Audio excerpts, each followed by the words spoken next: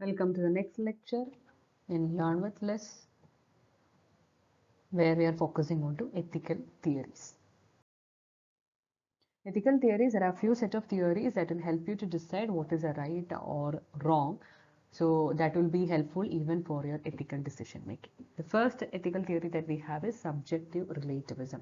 Subjective relativism helps you to decide whether this is the right decision, that is the wrong decision. So it's one of the theories that help you to take a decision. So what does subjective relativism talks about? It says that every person's ethics is basically subjective. There is no universal moral norms about right and wrong. Every person can decide right and wrong for themselves. According to subjectivism, opposing views should not be needed to be reconciled. So even though another person, say Mr.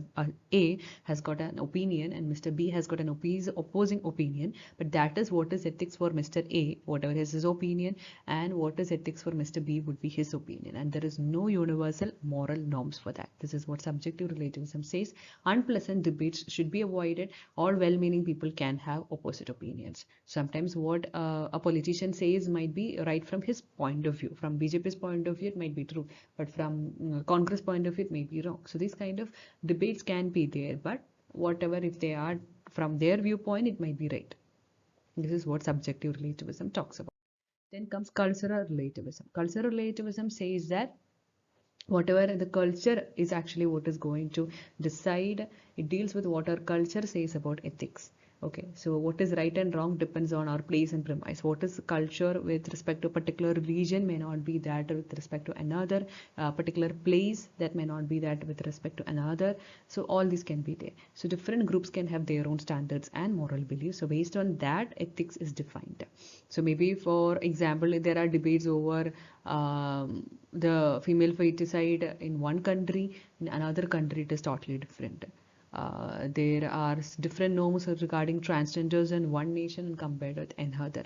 Okay, so all these things varies, that actually depends on the culture. Okay, here there's an example. This girl is telling mom, dad, I really want to marry this guy. My Ahmadi friend introduced me to him. Okay, now they are telling that American TV shows, what have you done? You bring family dishonor. So all these things are happening. Okay, fine. So this particular girl is talking about she wants to marry somebody else other than what the family points out. Fine. Then we move to divine command theory. Okay, divine command theory says this: right or wrong depends on the will of God, which comes from the Holy Book. The Holy Book is pointing out what is right or wrong. So it is the God or the Holy Books that is deciding, and it is a will based on the will of God. We decide what is right or wrong. So here, this person is in his death. He underwent death, and now he's moving along with God, and he's listening to the judgment of the Lord, and then people will ultimately get what they deserve, either the heaven or the hell. So this is what divine command theory talks about. Next we move to Kantianism. So this Immanuel Kant, this particular person, has propounded that thoughts without content are empty, intuitions without concepts are blind. Kantianism is his contribution, where he says Kantianism is a key version of broader ethical perspective, which is known as deontology, and it is based on moral rules. So our actions and wills should be always based on certain moral rules. So he defines certain moral rules, and you need to treat people as ends of themselves, not as means. That is one of the principle of Kantianism. Like this, Kantianism has actually laid down certain principles. Then we have act utilitarianism versus rule utilitarianism.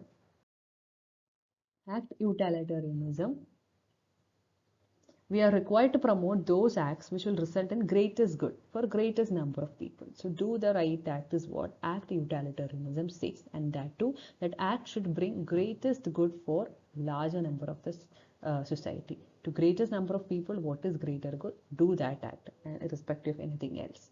The consequence of act of giving money to charity would be considered a right and active utilitarianism, because this money is going to increase the wealth and benefit. It is going to give benefit to a lot of people.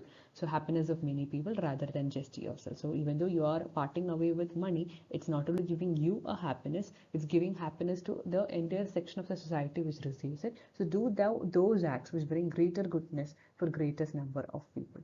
This is what act utilitarianism says. To see the utility of an action as only a criterion for rightness is to regard the maximization of utility as to what makes an action right. This leaves open the question of how one is to incorporate utilitarianism into one's life. So you got to see the utility of an action as only a criterion for rightness.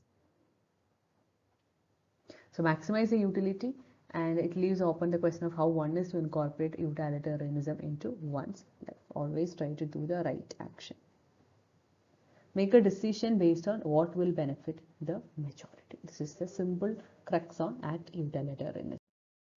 The cons. Decision makers, they are forced to guess the outcome of their choice. They are forced to guess the outcome of their choice. Harming a minority and benefiting a majority doesn't build a mutually beneficial relationship. So just at the cost of a minority, you are supporting the majority. Even that is also not that really good. It is not always possible to predict what would be the outcome of such an action. So these were the cons with respect to act utilitarianism. Then comes rule utilitarianism. What does act was basically what is the greatest good? That is what it focused on. Rule utilitarianism says based on the rule. So here an example, hey man, you are a utilitarian too? Yes, I am a rule utilitarian. The principle of utility in rule utilitarianism is to follow those rules which will result in greatest good for the greatest number of people. So here, the act, replace that act in act utilitarianism, you replace it with rules. To follow those rules, that will result in greatest good for greatest number of people.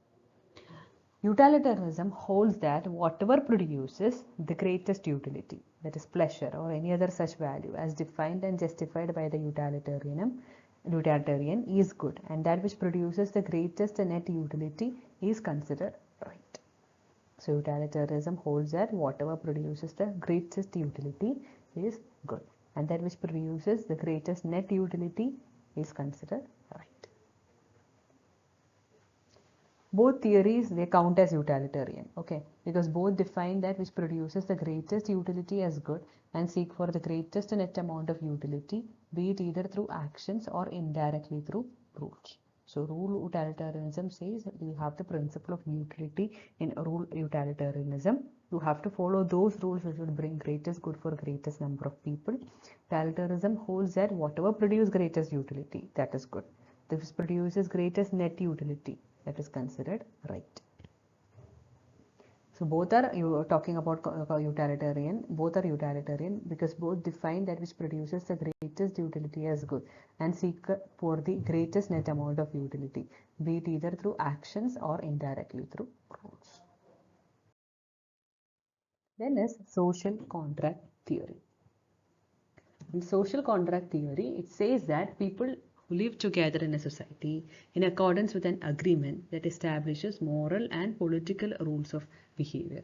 Some people believe that if we live according to a social contract, we can live morally by our own choice, not because a divine being requires it. So there is no need for any involvement of a higher system, a higher authority, or any kind of God or godly systems. It's enough that people who live together in a society decide that they will be doing things all together, and they will be doing things morally and ethically. So they can define their own moral and political rules of behavior accordingly. If they are living to that social contract, they can live morally by their own choice and not because a divine being requires it. No God is demanding you. So here the people are demanding that will not comply, you have to restore the public. You are not going to comply with any of the godly things or any of the rules that are laid down by the highest authorities, but you have to restore the public. This is what social contract theory talks about. With that, all the ethical theories are covered. If you have any doubts regarding this, you can actually check into these references also. And if you have any doubts, please do post in the comment box and I can reply back to you. Thank you.